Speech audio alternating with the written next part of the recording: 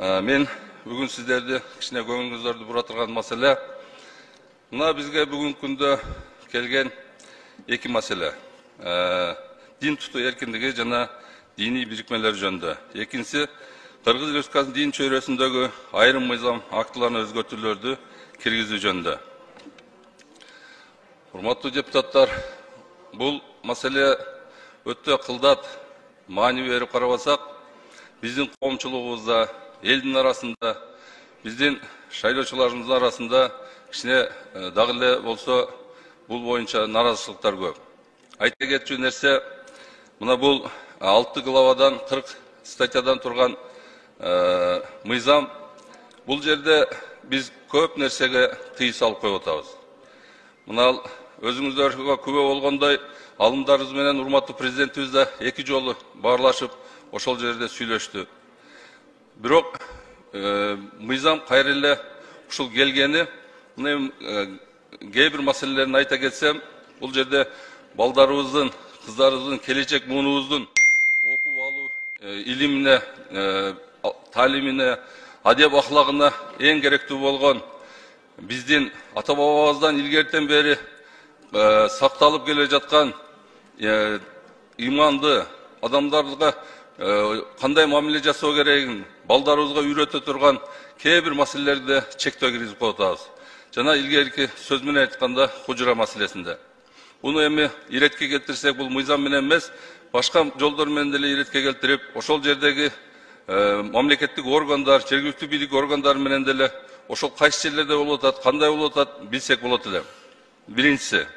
Экинчиси, бизде эми туура кээ бир маалымат каражаттарында анан бул мыйзамда айтылып атат, бизге жакында эле келип калган даават жөнүндө. Эми бул даават жакшылыкка чакырып, жамандыктан кайтаруу. Bunun en негизгиси өзөгү омурткасы болгон гашты алып коюу жөнүндө сунуш бар да. Урматтуу депутаттар, ушул жерде көңүлүңүздөрдү бургум келет. Биздин Кыргыз Республикасынын 7 миллиондон ашык калкы болсо, баардыгыңыздар элестетип арткы 30 жыл, 25 жыл артка тарыхка көңүлүңүздөрдү бургум келет. Ошол убакта биздин инсандарыбыз динден маалыматы жок, балдарыбыз, мына биз дагы ошол убакта жаш балдар элек, көбүбүз түшүнбөстөн ар кандай үйлөрдө казан аякка чейин, же болбосо мал уурулук өтө көбөйүп кеткен эле. Ичкилик, зордук, зомбулуктар, башка маселелер. Бирок ушул мээнеттин артынан мына өзүңүздөр күбөсүздөр, көп жерлерде дин тарап, ошол балдар динге келишип, эң негизгисин айтайынбы? Регионалдык бөлүүчүлөр, бөлгөндөр жоголду. Биздин республикабызда азыр кайсы булуң бурчунан, Лейлектенби, Көлдөнбү, Оштонбу, Таластан кайсыл жерге барса, бирин-бири кубаныч менен тосуп алышат. Себеби элдер менен бирге болгон, бири-бирине болгон карым-катнаш, достук, бири-бирине болгон мамиле өзгөрдү. Мен ошону белгилеп кетким келет. Эгерде гаш болбосо, мисалы, азыр өзүңүздөр деле мечиттерге барасыздар, жамааттар аз. Качан ушул давачылар келгенде, жамаат бир жума көп болот. Себеби жакшылыкка чакырып, жамандыктан кайтарып, эскертет алар. Эскерткенде, алар эскерткенден кийин жамаат көбөйүп, эми алар үйгө да кирбейт. Сыртында ошол жерде далил менен үйлөрдү тыкылдатып, бир гана мечитке чакырат, жакшы нерсени айтат. Ал жерде эч кандай жаман нерсе жок. Бирок биз ушул гашты токтотуп коюу менен билбейм, 10-15 жылдан кийин балдарыбыз кандай болот. Азыркы жаштарыбызды карасаңыздар, баардыгы китеп окуганы бир аз эле. Компьютер, телефондорду берип коебуз, ата-энелерибиз өзүбүздө күнөөбүз бар. Бирок ошол балдарга талим тарбияны бергенде биз өзүбүздө болуп атпайбы? Кемчилик өзүбүздө болуп атпайбы? Биз эртең балдарыбызды, ата-энелерди 5 жыл, 10 жылдан мына биз өзүбүз күбө болобуз, канча ата-энелерди карылар үйлөрүнө алып барып атат. Эмнеликтен? Ошол имандын алсыздыгынан. Эгерде инсан имандуу болсо, мына биздин өкмөт, урматтуу президентибиз, урматтуу өкмөт жүргүзүп аткан саясат жанагы коррупцияга каршы күрөшүү дагы өзүнөн өзү токтойт. Коррупцияга биз камоо менен же аларды коркутуу, үркүтүү менен күнүгө biz toktata albayız. Kaçan biz aların жүрөгүндө иштегенибизде. Korrupsiya bul emne ekenin, korrupsiya bul жетим жесирдин акысы экенин, korrupsiya bul muhtаждардын акчасы экенин, элдин 7 миллиондон ашык элдин акчасы экендигин biz ошолорго жүрөгүнө туюндурганыбызда ошолор анан токтойт. Себеби bir кишиден мамилең болсо, эртең кыяматта bir кишиге менен мамиле кыласың. Эгер коррупционер эгер кыяматта барып калса, 7 миллион халктын арасында сооп жазаларын алышка ал муктаж болуп калат. Себеби адилеттүү күн келет. Ошондуктан мен сиздерди бул мыйзамга өтө кылдат дагы өкмөттөн суранат элем. Бул маселени дагы артка кайтарып алып, дагы бир сыйра карап чыгып, туура бул жерде тартип керек, көп нерселер жакшы жактары да бар. Бирок биздин азыр айтып аткан маселелерди ичинде мына окуп чыксаңыздар, бул жерде 40 статья болгон менен көп нерсеси биз эми айтып атабыз, башка диндегилерге дагы болот бул деп. Туура 7 миллиондон ашык калк болсок, 90% мусулман болсо 6 миллион 300дөн 1%га жетпеген 50-60 миң адамыбыз туура башка диндерге да өтүп кетти. Бул кейиштүү нерсе. Бирок алар бир күн келет. Себеби биз аларды эмнебиз менен кайтарабыз? Биз өзүбүздүн адеп ахлагыбыз менен кайтарабыз. Биз аларга болгон мамилебиз менен кайтарабыз. Биз аларды сыртка түртпөйбүз, кайра өзүбүзгө тартабыз аларды.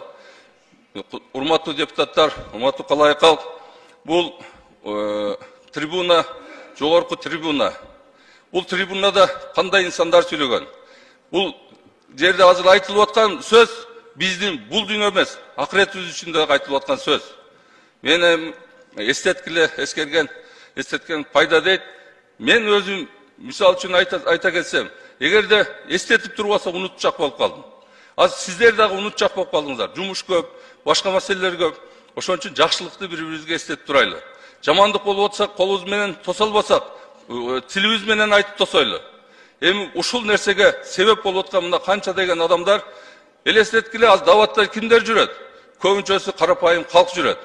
Ошол жүргөн адамдар кимдерди карайт? Эгерде кыйналып жаткан үй бүлө болсо, ошол үй бүлөгө кирет. Оруп жаткан үй бүлөдө эч ким карабай койгон болсо, ошонун барып, эми уят болсо да айтайын, төшөгүнө чейин жугунтуруп, өзүнү тазалап, мечитке алып барып, даватты алып жүргөн, коляскада жүргөндөрдү, башкада жүргөндөрдү көрүп жатабыз. Алар эмне себептен? Аларга эмне мажбур болуп атат? Алар бир гана имандын кубаты. Кудайдан корккондугу үчүн, бирөө үчүн эмес, башка үчүн эмес. Ошондуктан мен сиздерден дагы бир ирет суранып кетем. Бул мыйзам туура, мамлекетке бүгүн башка бул жерде айтылып аткандай керектир. Бирок ушулга анча-мынча оңдоо түзөө иштери менен биз бул мыйзамды оңдоо түзөө иштери менен Алмазжан Ахунжанович, эгерде мүмкүнчүлүк болсо, буну да кайтарып турсак, анан оңдоо түзөө иштери менен анан алып келсеңиздер. Дагы бир нерсе, биз эртең балдарыбыз, биздин келечек муунубуз эмне болуп кетерин кайдан билебиз? Эгер биз уларга бүгүн өзүбүздүн адеп ахлагыбызды, салтыбызды үйрөтпөсөк, эртең кандай болуп кетерин ким билет? Биз балдарыбыз мына азыр Европада, башка мамлекеттерде жүрөт. Бирин-бири жаман нерселер, жана эркек аял-аялга үйлөнгөндөрдү көзү менен көрүп атат. Алардын баары эмнеден? Ошол динсиздиктен болуп атат. Мен ойлойм, Кудай буйруса, биздин мамлекет эң күчтүү, кубаттуу мамлекет болот. Бул динде канча адам болгон болсо, бирөө да жамандык кылган эмес. Бизде канча окуялар болду, бир дагы дин алымдары же башкалар чыгып алып, бийлик үчүн күрөшкөн эмес. Дин алымдарынын бардыгынын ою мамлекетте тынчтык болсо, 5 убакыт намаз окуса, 5 убакыт намазда элге, журтка, өкмөт башчыларга, мамлекеттин президентибизге ар дайым дуа кылып келген. И мындан дагы кийин дуа кыла берет. Себеби жамгыр менен жер көгөрөт, дуа менен эл көгөрөт дейт. Биздин бир гана суранычыбыз ушул. Мага көп шайлоочулар мына ушул мыйзам чыккандан бери кайра чыгып атат. Кайра айтып, өздөрүнүн кыжалатчылыгын айтып атат. Мына эми мага айтылган аманатты сиздерге мен да жеткирдим.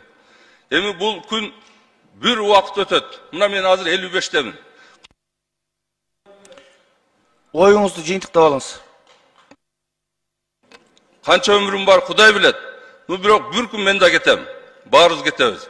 Ошондуктан ушул көңүлүңүздөрдү дагы бир рет бургун келет. Анан Алла барыңыздардан разы болсун. Тынччылык болсун, өлкөбүздө, дүйнөдө тынччылык болсун. Ар дайым бири-бирибиз менен ушул жакшы маанайда көрүшкө Алла насип кылсын. Рахмат.